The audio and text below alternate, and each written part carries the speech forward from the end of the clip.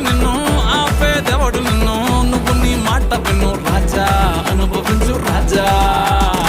మొలతాడైనా గాని మనతో రాదు అని త్వరగా తెలుసుకోరా రాజా అనుభవించు రాజా